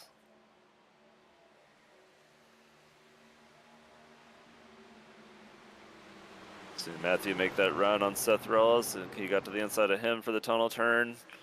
He's going to be inside of Chad at the exit of the tunnel turn. Dips back in line.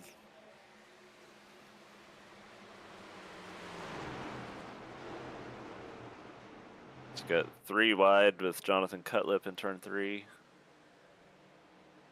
It's Cutlip, Gore, and Joe Francis. They made it work.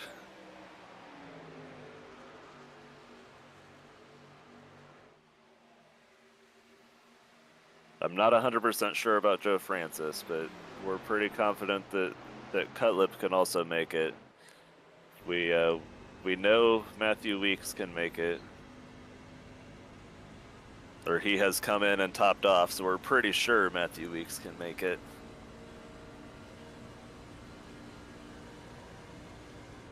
We're at 5 to go, with Justin Wadsworth our leader for Lake Norman. Mathieu Weeks second for Pro Edge.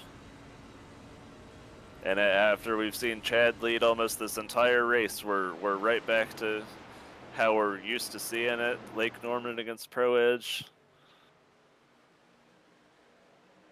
Yeah, always funny how that seems to happen. You see that a lot in racing in general. It always seems to be like the the two Titan teams battling it out no matter what. And I think one thing coming into effect here, we've got 4 laps to go. As long as it stays green, we're good. But hopefully we don't get through it to use all 3 of our green white checkered attempts, because there is only 19 minutes left in this session. So hopefully these guys don't end up crashing and bringing out cautions. So if we do have to use up all 3 of the green white checkers, we might not make the scheduled distance. Yeah. Hopefully that just isn't an issue. But I'm the announcer, though. I'm talking about it. It's probably going to happen. Yep. We talk about that. Mathieu Weeks is going to make his run for the lead. Oh, and there goes Chad. 15 truck on pit road.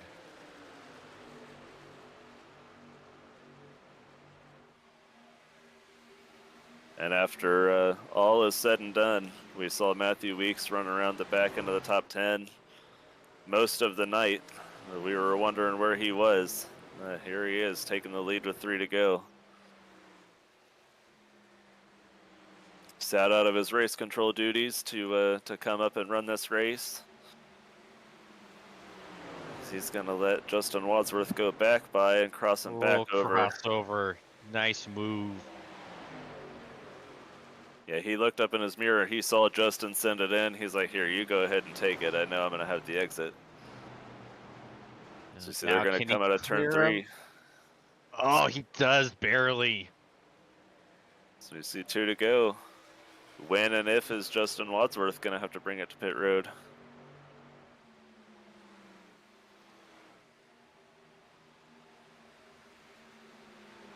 See Tom Bourne back there in 3rd. We're pretty confident that he's not going to be able to make it unless he, running back at the back end of the top 5. Probably saved a little bit better than Chad. See if he's got a little bit of extra fuel in the tank.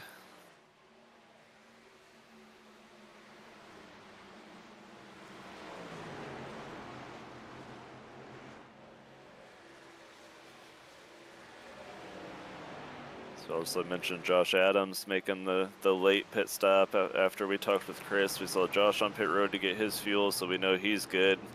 He's showing up right at the back end of the top 5 here late.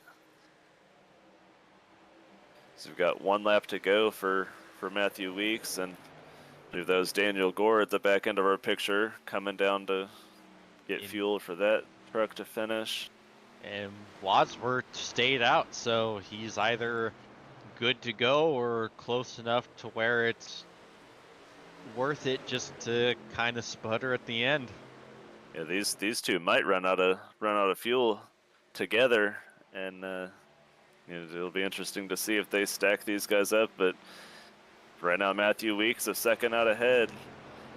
It's the number 10. Through turn 3, one more time for Mathieu Weeks. Oh, he's out! Oh, no, Ricken! Joe Francis into Justin Wadsworth. Cut lip involved.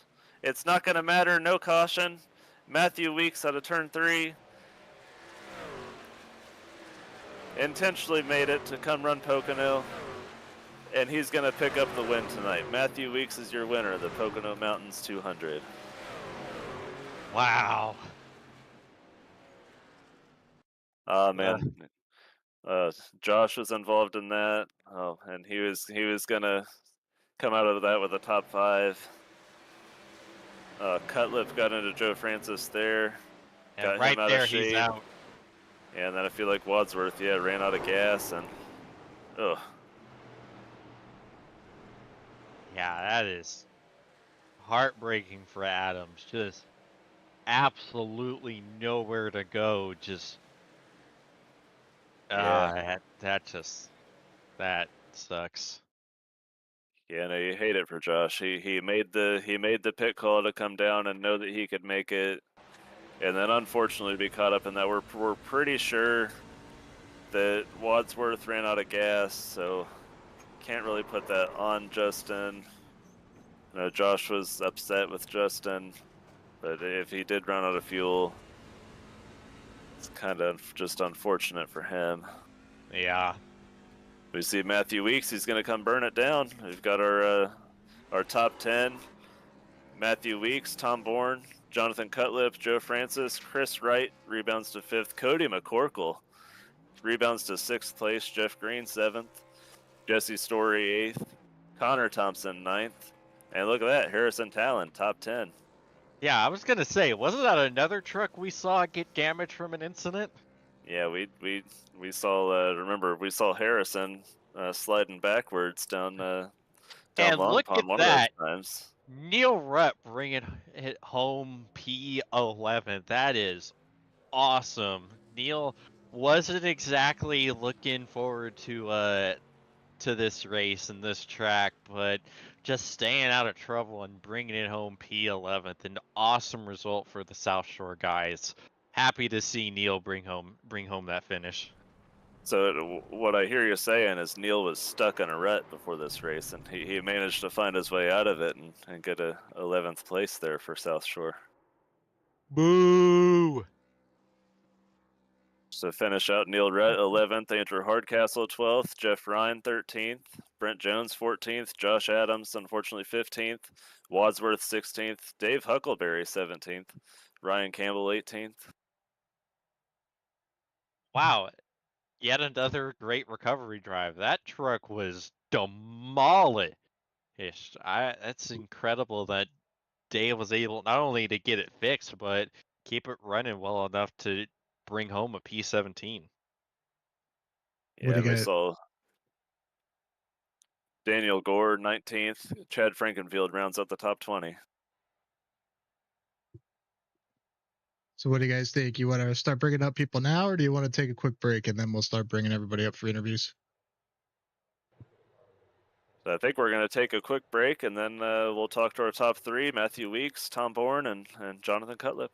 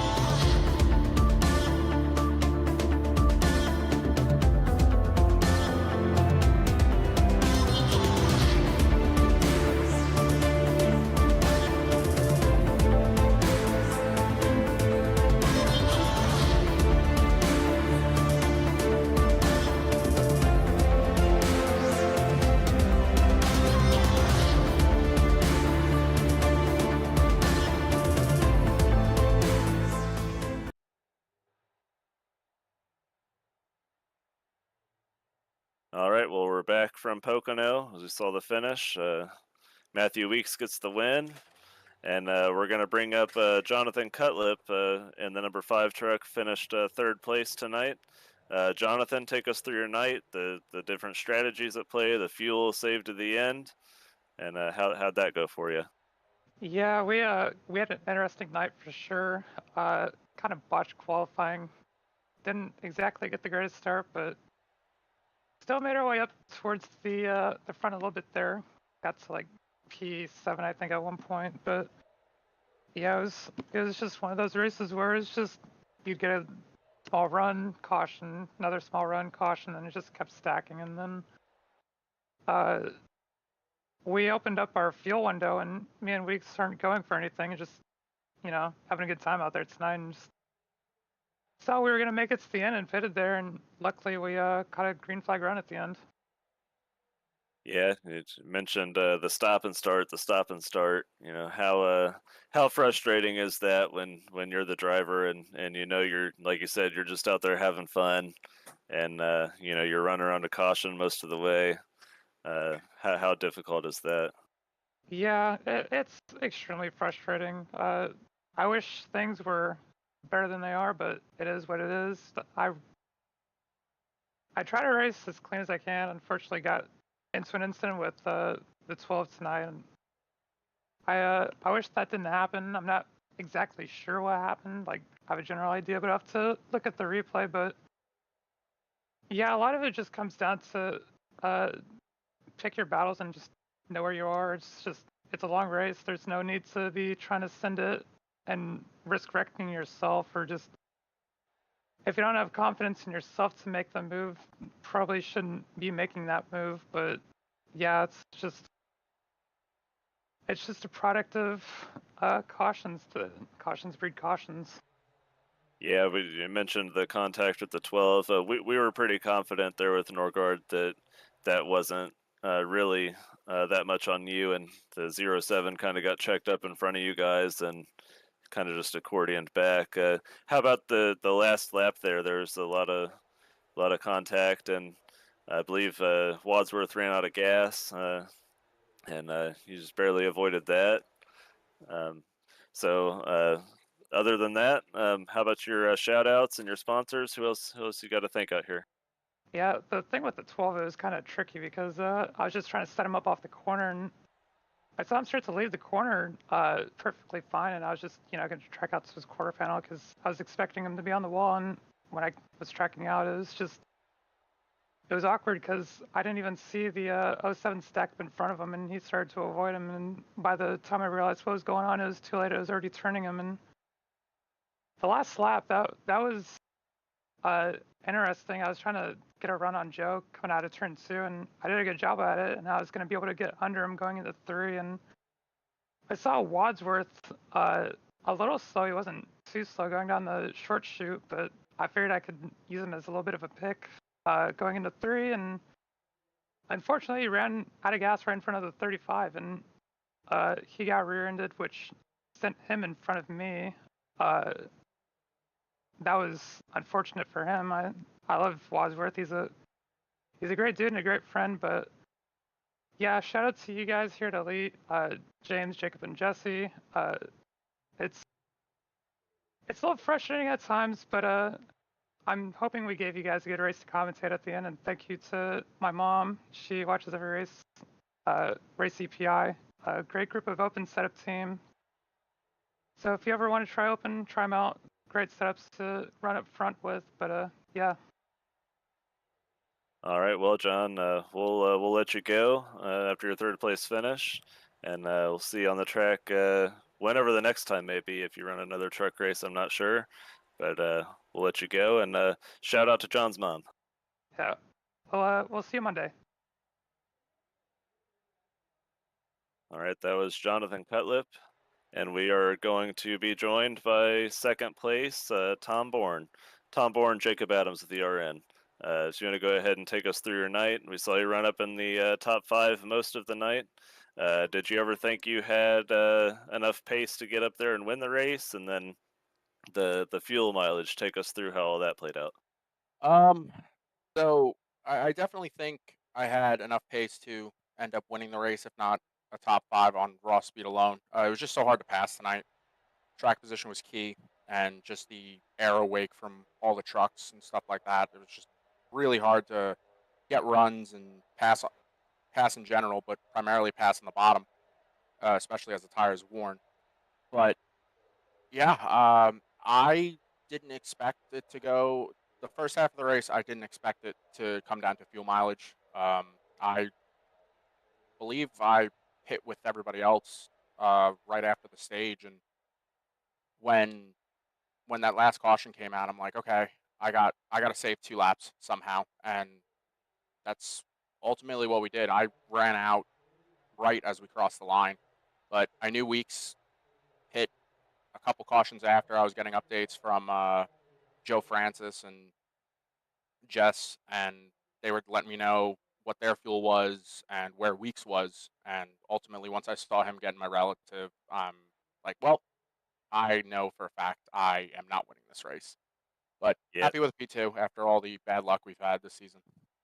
Yeah, we knew, we figured Chad was going to have to pit out there leading the race, and we mentioned at one point that we thought you might have been back there saving a little bit of fuel, and it seems like you saved just enough to get the end, like you said. So as far as your shout outs and your sponsors and whatnot, who gets you out on the track every week? Yeah, first off, Aggressive Eagle, Gerald, bring me back this season, running Sundays and Monday nights. Happy to be back in Elite in general. It's definitely racing that I've missed with more of a competitive field. You guys for putting on broadcast. God, I don't even know how many days of the week. And my my friend Sydney, she's been supporting me for years now, and Melissa, she's always supporting me. Reaper Pal for being on the truck for another season.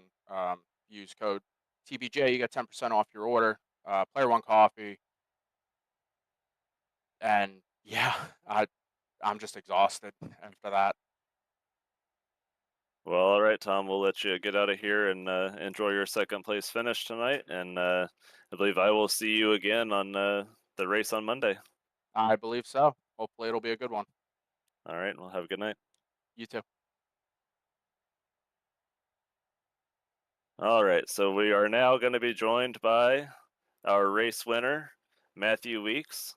Matthew, we played a little bit of musical chairs there with the race control duties and the broadcasting duties so that you could get in that seat and get out there and race. Luckily, we were able to get all that figured out, and you put her in victory lane. So first off, congratulations on that. And go ahead and take us through your night and everything with the fuel strategy and coming up through the field, and then how all that went. I appreciate you. First off, I appreciate all you guys for stepping in for me tonight, just to let me, do my one-off. This is probably like one of my favorite tracks, best stat-wise tracks. I was like, when I seen it on the schedule, I was like, dude, that's the one place I just want to race in the entire truck series. So I appreciate you guys letting me do that tonight. And the night was good. I felt comfortable in the practice. I figured something out, one with the third lane, and I kind of didn't. I only shared it with John and Tate, and I didn't let no one really know about it. And then really, I was just trying to play the save my tires, like you know how I do. I like to save my tires and just ride, and so we wasn't really getting the runs I wanted. Every time I went to go start pushing forward, we'll get the caution, and then we had a rash of them, and then we got close to where you could make it, like right there, and everyone stayed out, and John and I were talking in Discord, and we were like, you know what? We're not racing for points, man. Let's just go in, fill it up, and put 4 tires on, and we did that, and then literally coming to one to go, I went back down just to top it off to make sure I didn't have to save. And then we just went, we finally got a run. And for the first 10 or so laps, I was really just trying to maintain my tires a little bit. And then it was just full send. And I knew we was good. And I knew those guys had a pit. So we was just full send driving through the field. And I got some damage on the right behind the left front tire from when John got in the back of a Leighton that I couldn't fix. So it actually helped the truck turn more in the corner. So that kind of gave me an advantage there. And I felt good and luckily put it in victory lane for my night off from the booth. Yeah, well, first off, you're very welcome for allowing you to be down in the truck. You definitely had the harder job. I will say that for sure, and you definitely put it up front in style, and so it's good to see there. You talked about the one-off. You're coming down just to have fun. Are we going to see any other truck races this season? No. I'll be back in the booth and race control for the rest of the season. I know there's one track I want to race, but it's the championship race, and I'm not going to come in here and mess with the playoff guys or nothing because they were just telling me it's Legacy, Texas, and that's like that's the very first 1.5 mile track I ever raced in the truck when I got on iRacing, and I just have something figured out about that track. It's so good, and it sucks I can't race it, but I'm gonna let those guys go and shine and race for a championship. So you probably won't see me back in the truck until next season when I look at the schedule. I'm probably gonna start doing a one-off each season while I'm take a break from the booth and race control. So you should see me next season. Yeah, well, it'll definitely be fun to see out there. If it's anything like this one, and you're parking it in victory lane, I'm sure you're going to enjoy that too. So go ahead and tell us who your shout outs and who gets you to the track every week. Like before we started the interview when I first said, shout out to you guys for stepping in for me and let me race. That's big. Thank you guys. I love racing and I would love to put it in victory lane. And shout out to Justin Vandermeer who painted this scheme. It's the last minute. It's an updated scheme from a Chevy I ran from a past series, so it was weird not being in the number 11. for the first time. I was gonna say, did you forgot the Toyota tonight? I don't know. I didn't know if you jumped in the wrong truck and you had to wrap it late or what was going on there. But we're not used to seeing you in a Chevy. Yeah, it was new. I ran a truck league last year for some buddies of mine that wanted me to join their team, and they ran Chevy, so I ran it, and then I just told Justin just to switch the number on there, put the 10 on there for tonight, so we didn't have to make a whole new scheme for the Toyota. And so huge shout out to him. He sponsors. He doesn't pay for my sponsorship the race, but I rep my. He's a good friend of mine. I like to represent his brand, on these racetracks and put on a good show for him. And I know I'm not Pro Edge tonight, but all the Pro Edge guys that were watching, shout out to John for racing tonight. And I know Tate had a bad race, and so I'm glad he was here. I had some buddies, and shout out to Wadsworth on. I know they had to say, but the battle we had for the lead right there was fun, and I have a lot of respect for Wadsworth. He always races me clean, and we always have good battles. And then all the fueled up guys, I was a fueled up truck tonight, so I gave them a victory. So shout out to those guys for letting me run the Chevy, and everyone that watches the race. Hope it was a good race. Can't wait to go back and watch it. And Chad, all the sponsors, and I guess we'll get back in the booth next week and have a good time. Yeah, well, it was definitely a lot of fun to call, and you guys, you made it fun out there and picked up the victory. So once again, big congratulations. That's Mathieu Weeks putting in a victory lane in Pocono. Yeah, thank you, man. Y'all have a good one. All right, well, that wraps us up here. It's a really fun night. They gave us a lot to talk about. There was a lot of good racing once we got through all the cautions. Came down to fuel mileage. James, any final thoughts you got? Yeah, this has to be a really good Pocono race, honestly. Just a lot of action from top to bottom, and a good mix of strategy. And we had, like I said earlier, we had absolutely no idea who was gonna win until like the very closing laps, and that's all you can hope for as a race fan, is that excitement and unpredictability going right there to the end of it. Yep. The only other thing I gotta add, my race pick finally won, so I have that going for me. So Mathieu Weeks, thank you for that. You're making me look smart finally. But I believe that's gonna be all for us. Jesse, you got any final thoughts? It was a kind of a little hectic race at the beginning, but really glad we got that green flag run at the end to kind of sort everything out. I know it kind of hurt some people towards like the mid pack that were a little short in their fuel strategies, but overall it was just a really nice green run at the end, and I'm glad it ended under a green flag condition.